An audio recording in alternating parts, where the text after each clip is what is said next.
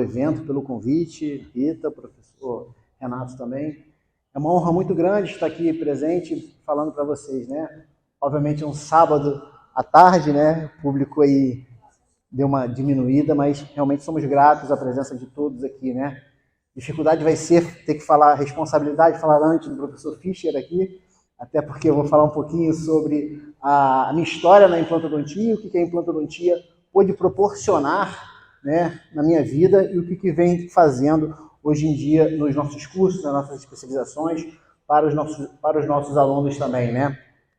Então, vamos conversar um pouquinho hoje aqui com vocês sobre a evolução clínica da implantodontia. Tem alguém que faz implante aí? Graças a Deus tem gente aí junto comigo, né? Obviamente, muitos colegas, né, hoje em dia, dentro da nossa clínica, dentro do nosso consultório, no nosso dia a dia, obviamente, nós tentamos resolver de uma forma geral, né, e manter o nosso paciente. Cada vez é mais difícil termos pacientes e mantermos esses pacientes no nosso consultório. Então, a gente precisa ou trabalhar em equipe, né, ou nos especializarmos ao máximo. Acredito que tentar fazer de tudo, nós não conseguimos fazer nada bem feito. Então, a melhor forma que eu realmente vejo hoje em dia é trabalhar em equipe, né, uma equipe multidisciplinar. Eu acho que realmente a harmonização orofacial, né, a partir do momento que houve a consolidação como especialidade, né, veio realmente para trazer uma nova odontologia, né? Então, complementando as especialidades. Vou conversar um pouquinho sobre os benefícios também que a harmonização pode trazer na nossa área, na nossa especialidade e no nosso dia a dia, né? Para vocês que não me conhecem, eu sou graduado pela Faculdade de Odontologia de Nova Friburgo.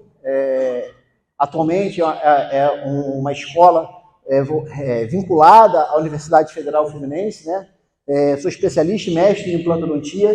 E depois de muitos anos, eu ficava me perguntando sobre dúvidas de alguns tratamentos nos quais eu não conseguia obter o sucesso, né? Eu tinha resultados nos quais eu achava que eu conseguia bons resultados e no final resultados eram piores do que no caso inicial.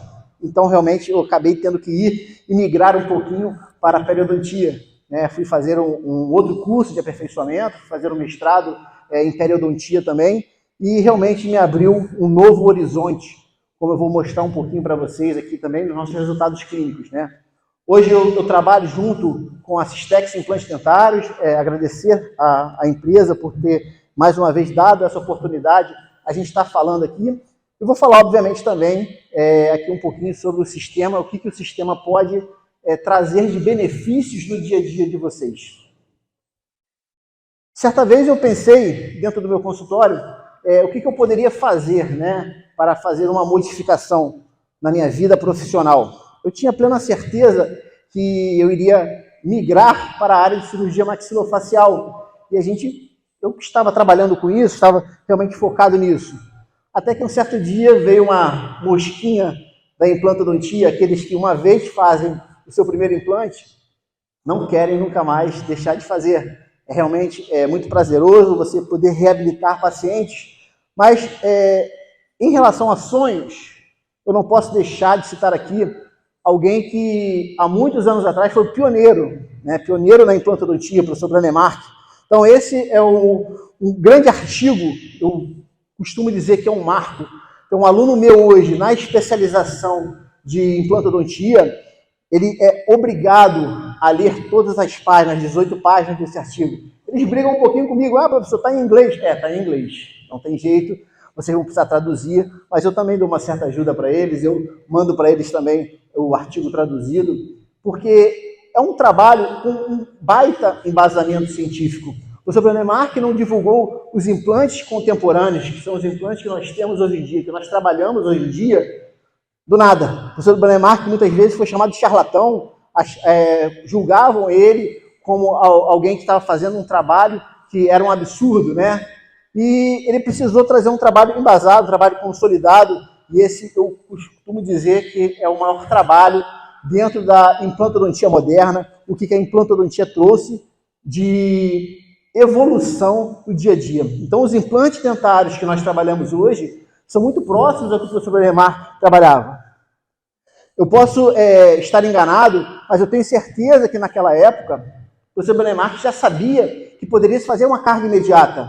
Uma carga imediata é você, imediatamente após a sua cirurgia, você já colocar um dente no seu paciente. Isso para o paciente é algo, assim, transformador. Ele já saiu do seu consultório com um dente. Mas nós não estamos aqui para falar de dentes unitários. Dentes unitários, reabilitações unitárias, nós, dentistas e implantodontistas, é que somos culpados. Nós é que queremos desrespeitar a natureza, queremos respostas biológicas através de um parafuso de titânio e que isso seja comparável ou igual a dente. Nada substitui o elemento dentário. Estou falando aqui de odontologia. Acredito que todos aqui, a maior parte, sejam dentistas, né? Toda segunda-feira sentem o bumbum lá no mocho para trabalhar, né? Como eu, né? Então, assim, às vezes a gente aperta a seringa tríplice, sai água e ar junto, né? Dá um problema no compressor, a gente chama o técnico. É assim.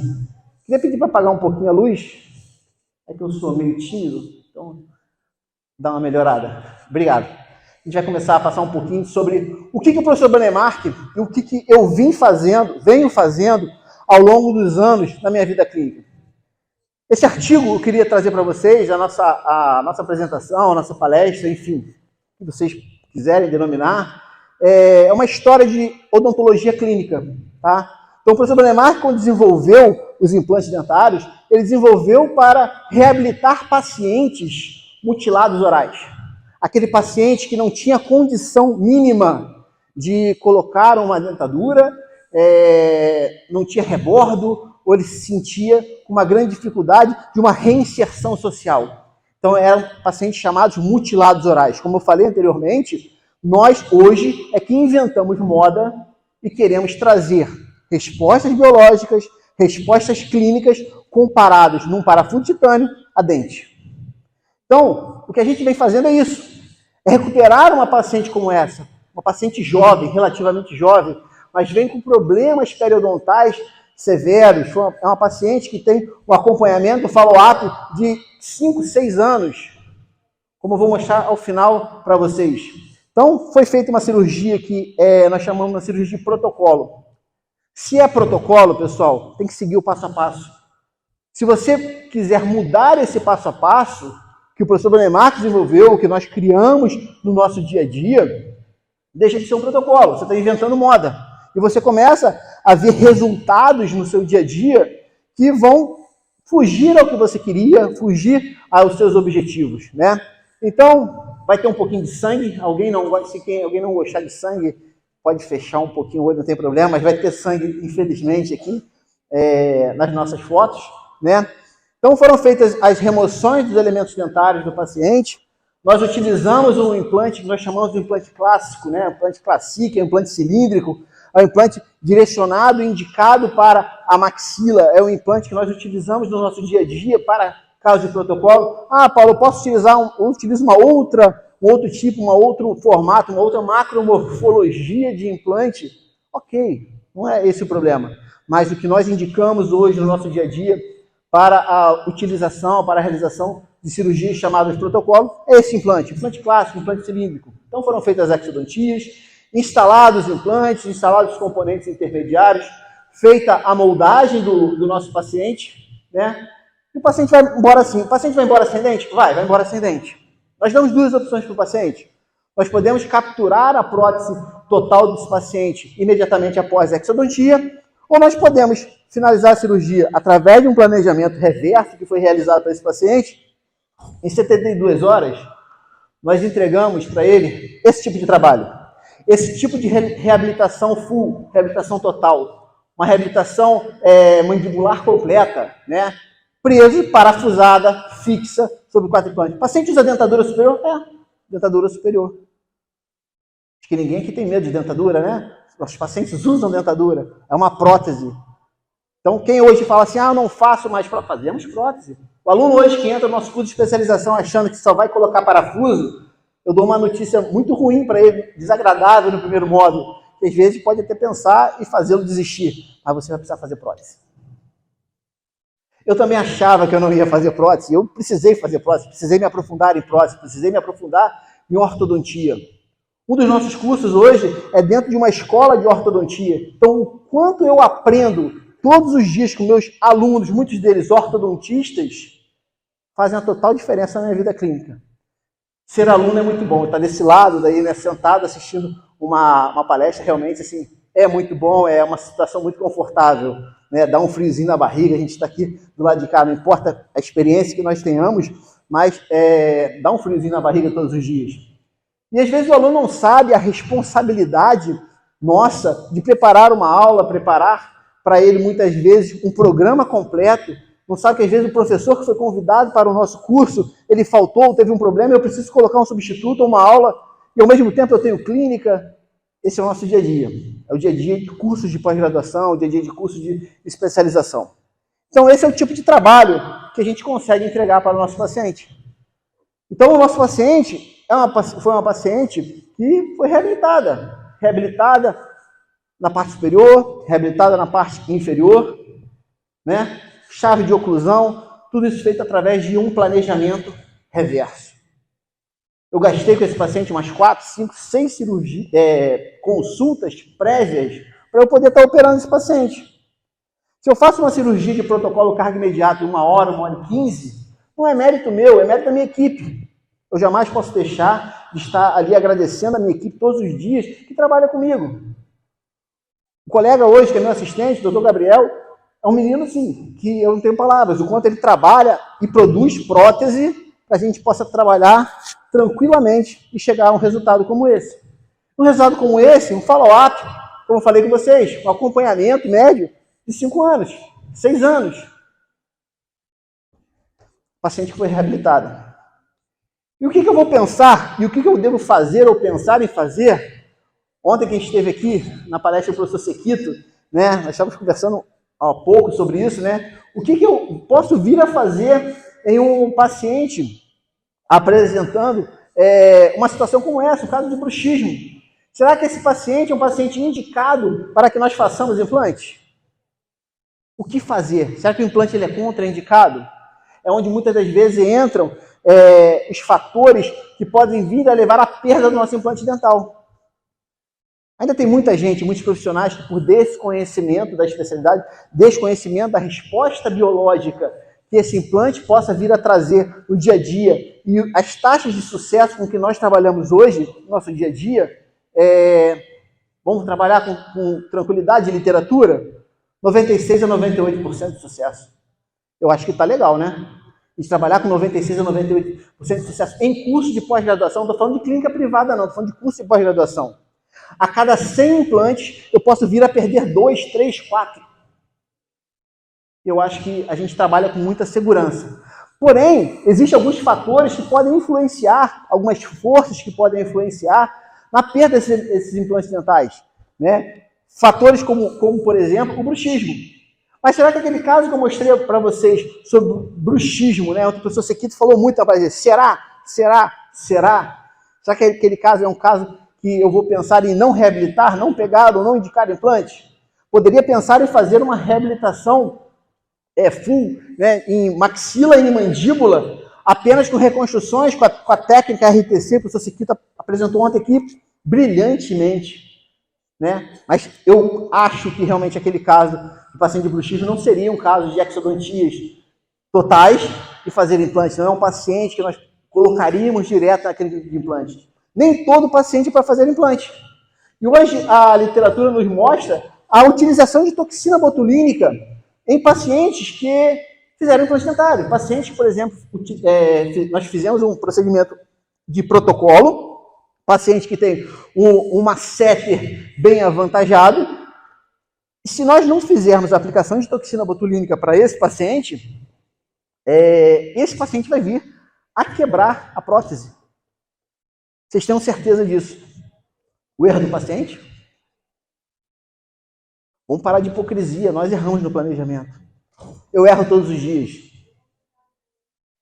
Obviamente nós não fazemos para errar, mas nós temos que ter a nossa meia-culpa e entender que um planejamento inadequado, a culpa não é do paciente, a culpa é nossa. Porque era um paciente que nós não deveríamos indicar. Não deveríamos indicar para implante? Não, nós não deveríamos indicar para harmonização, nós não deveríamos indicar para ortodontia, nós não deveríamos indicar para endodontia. E nós erramos, nós falhamos no diagnóstico. As maiores falhas estão ali, entre o mocho e a cadeira. Somos nós erramos em diagnóstico. A parte de diagnóstico oral, dentro do nosso dia a dia, ela é muito falha. Nós encontramos hoje realmente cada vez mais alunos saindo da parte da área de graduação, né, com grandes deficiências. A gente vê isso no nosso dia a dia. Mas, voltando um pouquinho do que a literatura traz para a gente. Então, essas fotos são fotos diretamente do artigo que o colega instalou implantes dentários, né, fez o procedimento de provisionalização imediata, aplicação de toxina e maceta. Não sou eu que estou dizendo isso, é literatura. Algum tempo atrás, né, no Rio de Janeiro, nós tínhamos uma filosofia entre reabilitações de pacientes de maxilas atróficas, onde o principal fator para pensar se esse paciente estaria apto ou não para a cirurgia seria qual o material a utilizar. Nós faríamos enxerto em bloco, nós faríamos uma reconstrução com biomateriais em maxilas totalmente atrésicas. Enxertos removidos do mento, enxertos removidos da área de retromolar, enxertos removidos de calota craniana. E aí? O enxerto autógeno ainda é a principal, ou o melhor, ou melhor dizendo, o padrão ouro para reabilitações de maxila atrófica?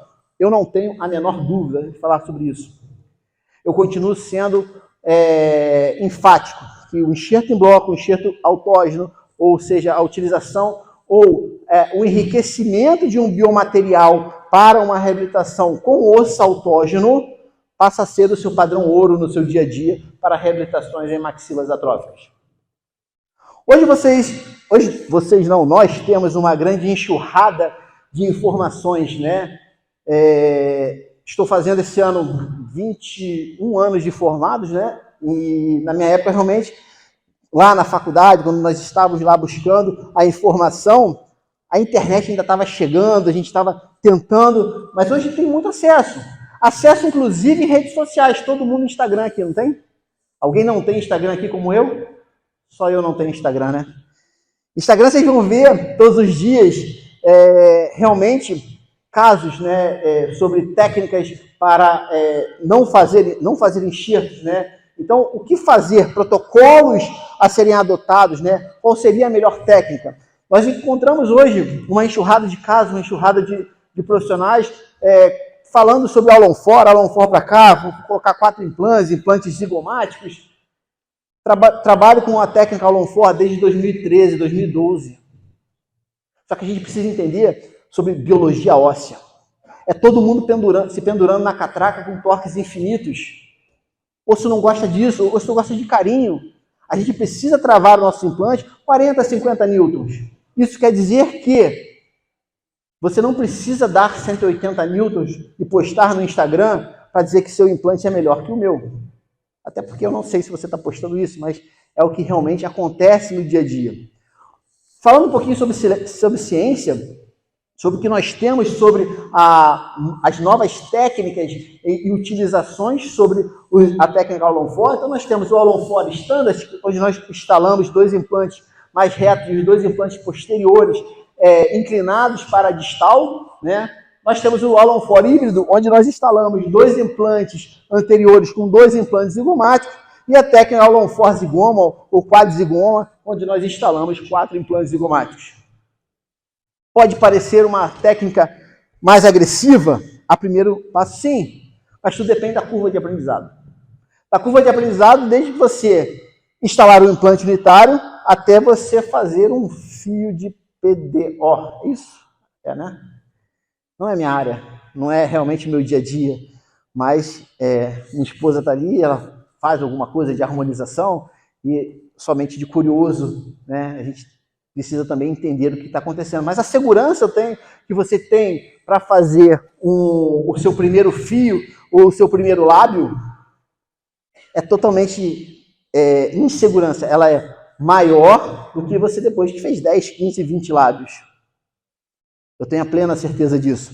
Então vocês vão encontrar hoje realmente uma evolução nas técnicas sobre instalação de implantes, cirurgias avançadas, levantamento de soalho de cavidade nasal, levantamento de soalho do seio maxilar associado a implante sendo travado na borda lateral da cavidade nasal. Não é essa a questão. A nossa questão está no planejamento. Como que eu vou planejar uma paciente que chega para a gente nessa situação? Uma paciente que, se eu não pensar em fazer uma osteotomia maxilar adequada, ou um planejamento reverso adequado, eu posso ter verdadeiras aberrações rodando por aí.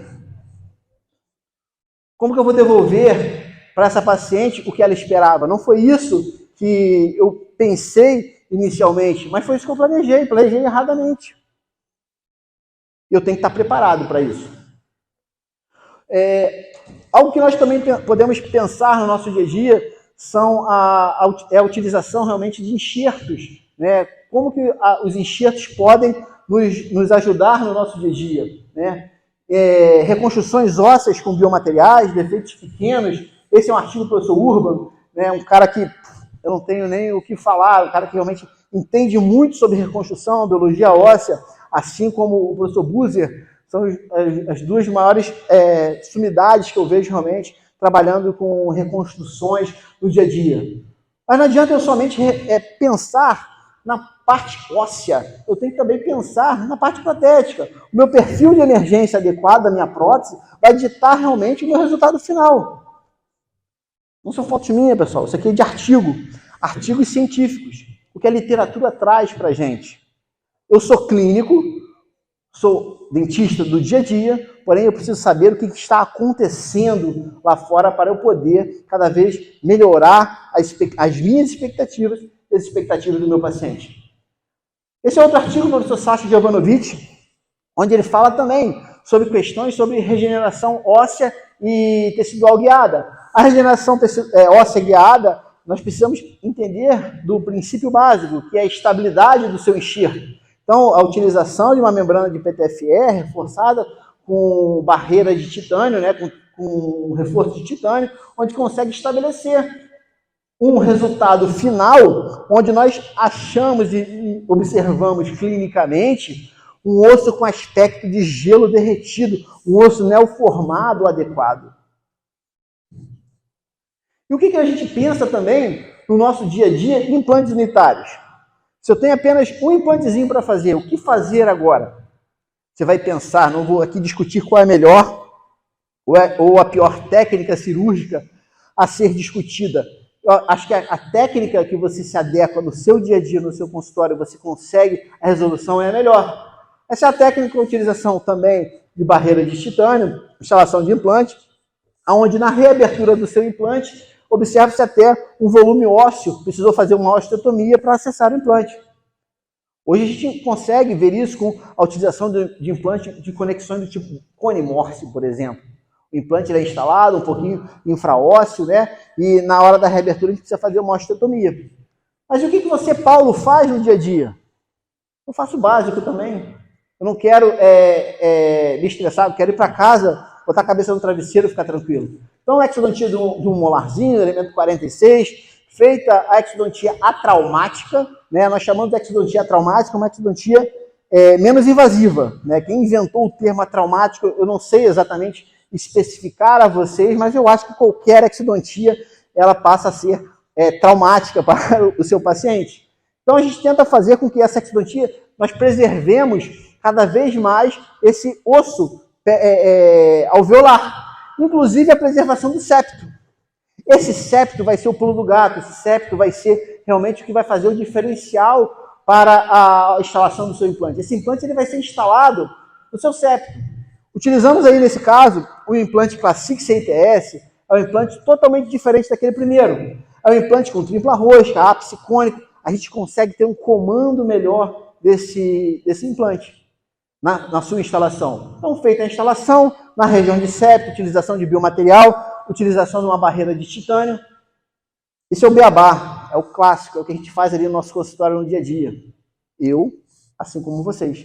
Não é uma técnica revolucionária. Eu não estou aqui para trazer técnicas revolucionárias, estou aqui para trazer o dia a dia da implantodontia no nosso consultório.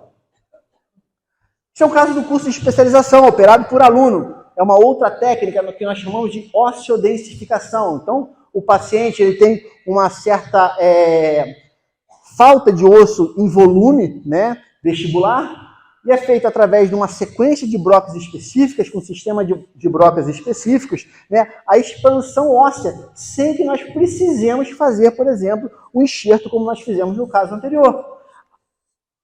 A própria rotação da broca, o próprio formato dessa broca, nós conseguimos expandir o osso e instalar o implante, com total tranquilidade. Isso precisa ser reproduzível, né, para o seu aluno. Não adianta eu trazer uma técnica que só eu consigo fazer. Isso não é o melhor da técnica. Se você vai desenvolver uma técnica, você precisa fazer com que um N maior de pessoas consiga reproduzi-la no seu dia a dia, no seu dia a dia clínico. Quem esconde o jogo, né, tá ali, não vou falar o que está acontecendo. Não existe isso. As pessoas, eu costumo brincar também com o meu celular. Bateu o artigo no meu celular, eu espalho, boto logo nos grupos. É domínio público. Eu quero que todo mundo tenha o mesmo acesso que eu. E o que a literatura vem falando também? Aí a gente buscando algumas coisas dentro de agregados plaquetários. Acredito que muitos de vocês também fazem a harmonização, utilizem agregados plaquetários para fazer preenchimentos, né? Então, desde 2014, eu trabalho com agregados plaquetários, utilizo agregados plaquetários de uma forma que vai fazer com que os meus enxertos de biomateriais eles possam trazer uma resposta melhor. O LPRF, ou PRF, ou PRP, ou qualquer geração de agregado plaquetário, faz nascer osso? Não. Desculpe eu estar aqui desapontando alguém que achou que eu fosse falar, não, usa o PRF, que o PRF vai fazer crescer osso. Não, não nasce, não faz crescer osso. Mas a resposta cicatricial tecidual é completamente diferente. Se você pensar, parar um pouquinho e estudar um pouquinho o que a literatura te traz, com a quantidade de artigos desde 2000, 2005, 2003, 2009, 2010, o professor Chocrum, mostrando diversos tipos de protocolo. Qual o protocolo que eu vou utilizar? E você se adequar. A literatura está te mostrando isso, está te mostrando os resultados. Eu não estou trazendo nada aqui de orelhada, nada que eu possa vir a trazer aqui para vocês, que eu inventei, o que eu estou fazendo. Nós não somos MacGyver, nem professor Pardal da odontologia. A gente tem que trabalhar com ciência, o que dá certo. A gente tem, sim, uma margem um pouco maior quando trabalha com escola, trabalha com cursos de pós-graduação, onde a gente pode, às vezes, ultrapassar um pouquinho mais os limites. Mas sempre respeitando o que é ciência, sempre respeitando o que é tecnologia, sempre respeitando principalmente o nosso paciente, o nosso dia a dia. Tá? Vou mostrar um pouquinho aqui para vocês o que a gente faz hoje na nossa clínica com o PRF, né, a nível de enxertos ósseos, reconstruções de maxilas, reconstruções de maxilas atrésicas. Isso sim é uma maxila atrésica. Uma maxila que após o seu descolamento total, eu não tenho uma condição adequada para instalar o implante. Se você me perguntasse isso em 2008, 2007, eu não pensaria em uma outra alternativa cirúrgica que não fosse um enxerto em bloco córtico-medular. Qual a sua área de eleição? Retromolar. Eu me sinto confortável utilizando essa técnica. Eu tenho uma casuística que me favorece a mostrar que os resultados são favoráveis, estão de acordo com a literatura. Mas eu tenho que também colocar na balança, hoje, alguns fatores. Fatores esses como, por exemplo, a morbidade do meu paciente. Será que vale a pena eu abrir uma região de retromolar para remover um bloco córtico-medular, para depois esse bloco ser colocado na região anterior dessa maxila atrésica? Eu estou submetendo esse meu paciente a 2 cirurgias, a 2 procedimentos cirúrgicos. Eu posso ter um biomaterial de excelente qualidade. Hoje nós trabalhamos com o biomaterial da Regenera, a empresa que hoje trabalha junto conosco em parceria, com biomateriais nanométricos, biomateriais com respostas muito satisfatórias e com estudos que estão para serem realmente, novos estudos para serem liberados, que realmente mostram comparativos, não com biópsia, que é o osso que hoje é realmente mais estudado no mundo, mas com osso autógeno. Isso faz que realmente a gente se entusiasme cada vez mais na utilização. Então, essa maxila trésica, nós fizemos a utilização de biomaterial, utilizando também LPRF, utilizando também membrana de titânio, né? E podendo assim dar sequência ao tratamento de um paciente que não tinha uma condição de ser reabilitado, tinha uma moça jovem que havia perdido os dentes e realmente estava com essa maxila trésica e falou assim, eu não consigo, a única alternativa que eu encontrei foi vir procurar aqui o curso de pós-graduação. Outra alternativa que nós temos no nosso dia a dia é a utilização de enxerto conjuntivo subepitelial. Eu achava que eu sabia fazer enxerto conjuntivo. E, como eu falei com vocês no início da apresentação, muitos casos eu conseguia resultados excelentes, em casos eu conseguia resultados medianos, e tinha um caso que eu tinha verdadeiros resultados catastróficos.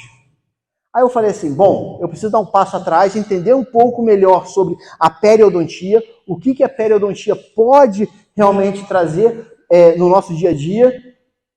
E hoje, por exemplo, como protocolo em cirurgias de implantes em áreas estéticas, nós não abrimos mão no nosso curso de utilizar o enxerto de tecido conjuntivo subepitelial associado. Não sou eu que estou dizendo isso, é a literatura. O professor Joly, em 2010, publicou na publicação do seu livro, isso é constatado, que é muito melhor. Aquele osso cortical remanescente, que se faz remanescente na região vestibular após a exodontia, esse osso ele vai ser perdido e vai haver um colapso se você apenas instalar o implante e não fizer nada. Ou se você apenas extrair o dente e não fizer nada. Vai haver um colapso dessa região. Então, a técnica de enxerto conjuntivo, eu utilizo muito a técnica através da tunelização. Então, isso aí, olha, é um tunelizador da empresa Máximos, né? É um instrumental que a gente vem utilizando com total tranquilidade. Mas observem a transparência desse tunelizador durante a cirurgia. Um tecido extremamente delgado, um tecido extremamente fino. Isso é a técnica, é o protocolo, é o dia a dia, remoção, área de eleição no palato. Nós podemos também confeccionar uma plaquinha para esse paciente, para utilizar como proteção no palato, no período pós-operatório, enfim. Mas a gente consegue realmente resultados bem satisfatórios, tá? Estruturas de suspensório, para que nós consigamos realmente manter esse tecido em posição. Alguns profissionais mantêm esse tecido, esse enxerto totalmente invaginado, outros profissionais preferem também manter esse tecido uma pequena parte exposto. É de cada um, são protocolos diferentes, nós não estamos aqui. Nós estamos aqui realmente para trazer o que pode ser acrescentado no nosso dia a dia clínico, né? Implantes e restaurações, né, em alvéolos freixos, pós-exodontia, né? O que nós podemos pensar em fazer? Esse paciente tinha um comprometimento do elemento 11, lá no nosso curso de pós-graduação, caso também realizado por aluno. Eu faço questão, pessoal, de sempre trazer para as apresentações casos que alunos fazem. Como eu falei com vocês, as técnicas elas precisam ser reproduzidas pelo aluno. Senão não faz sentido eu ser professor de pós-graduação. Os alunos fazem durante o nosso curso. Então, sendo feita exodontia traumática, exodontia no qual observou-se a fratura realmente do elemento dentário, sendo removido, sendo curetado a seguir toda a lesão, né, no periápice desse paciente, sendo feita com a sonda milimetrada realmente a demarcação da área perdida, né? E uma técnica desenvolvida pelo professor José Carlos Martins da Rosa, nós vamos lá na região de tuberosidade e nós vamos remover um bloquinho córtico-medular para fazer esse preenchimento dessa região vestibular. Então o implante foi instalado, utilizado o implante de conexão interna, implante instalado, e esse é o bloquinho removido lá da região de tuberosidade. Poucas pessoas sabem que a região de tuberosidade, o potencial osteogênico que essa região ela tem a lhe proporcionar. Existem algumas regiões, então a região de tuberosidade, região do osso externo, assim como a região também de fêmur. Você consegue fazer a remoção de osso medular que você pode agregar também aos seus enxertos. E o paciente vai para casa, sendo feita a prótese adesiva, e depois a equipe de prótese, brilhantemente também, depois fez a reabilitação final, o paciente fez algumas facetas também, para fazer e finalizar a sua reabilitação. O que nós temos também na literatura falando sobre até que ponto que eu posso manter ou não, até que ponto que eu posso conseguir ou não a papila, a tão sonhada papila. O professor Cavalcante costuma brincar assim, a tal da perseguida. É a perseguida pelos implantodontistas. Realmente precisa ser tratada com carinho. O que nós precisamos fazer? Mas eu não posso trazer para vocês algo, após uma perda de um elemento dental, eu vou manter, ou vou conseguir manter ou não essa papila, ou vai ter aquele chamado black space. Como que eu vou fazer isso? Vamos para a literatura? Artigo do professor Tarnow. Professor Tarnow 92. É um artigo antigo? Tem os seus vieses? Tem.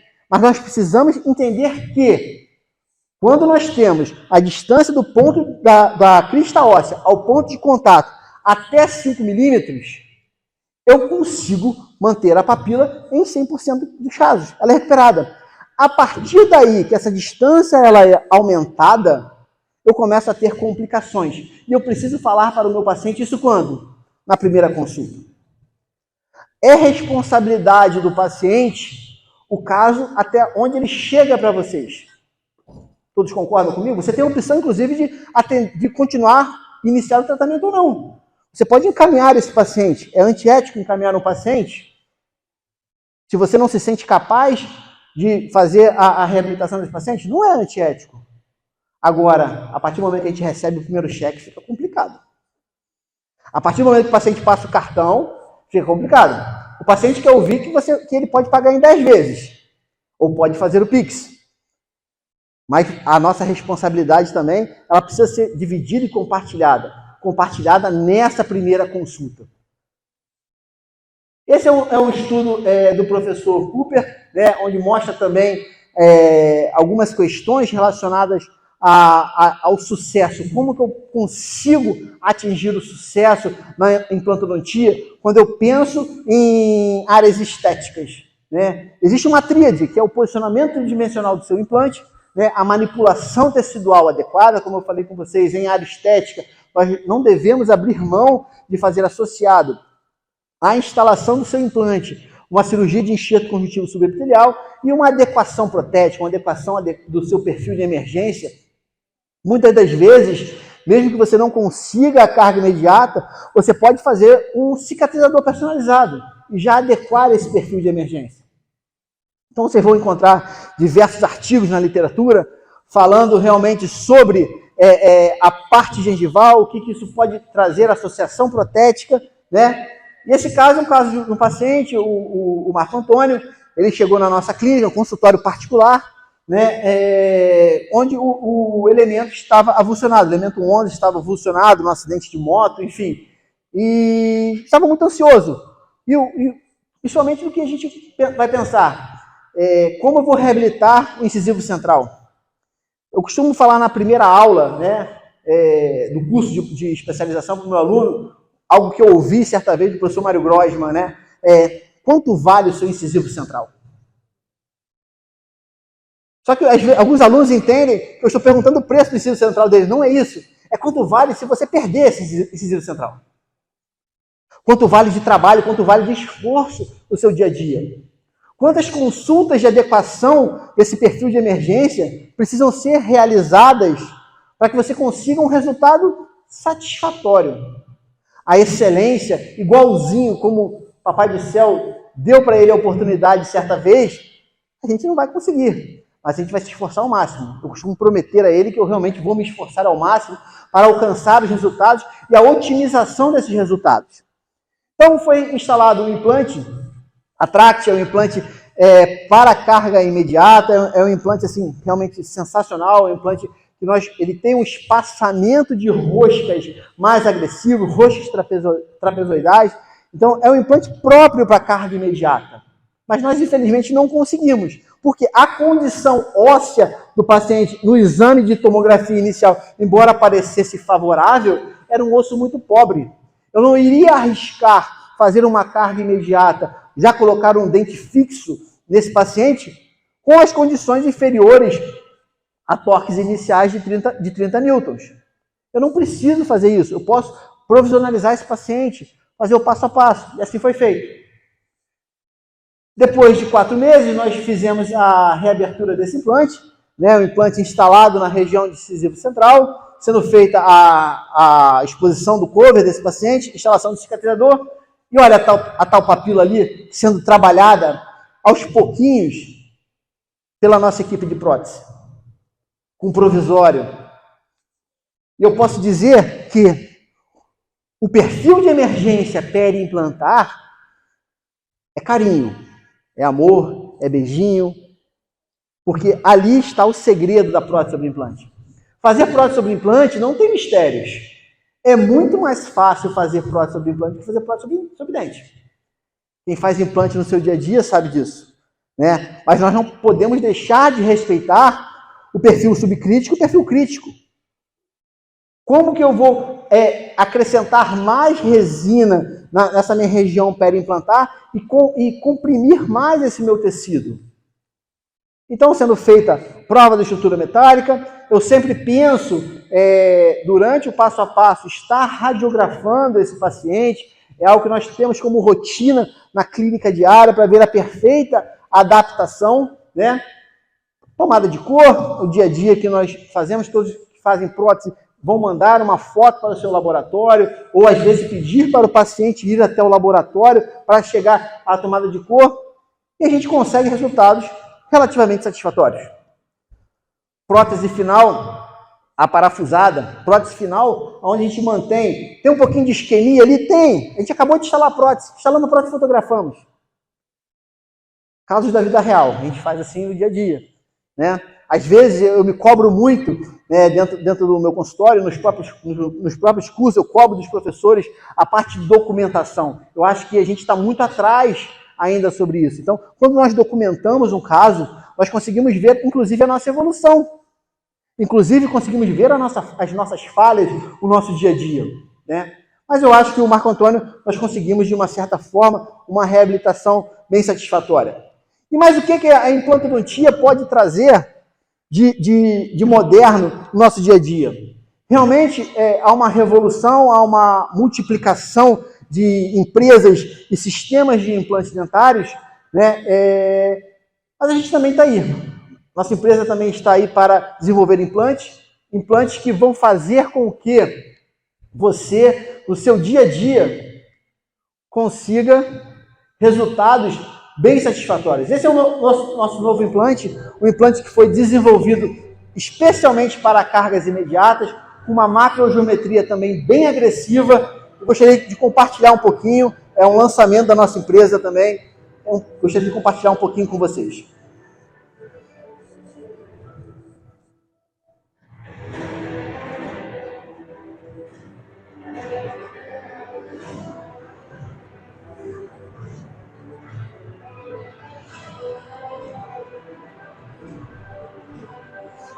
Esse implante é o implante ASO, né? O nome dele é ASO. Ele foi desenvolvido realmente ainda com uma concavidade na sua plataforma para uma melhor adequação também dos tecidos periimplantários.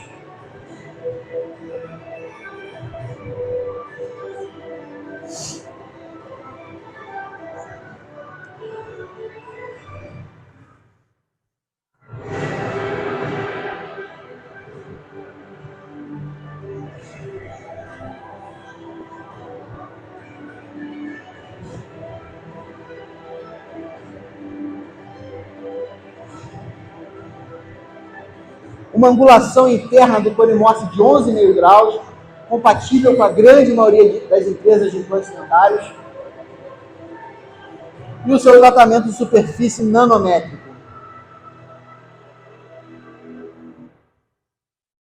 Com isso, nós conseguimos, num período de 60 dias, se o implante foi instalado com um torque de 45 newtons, nós conseguimos estar reabilitando o nosso paciente.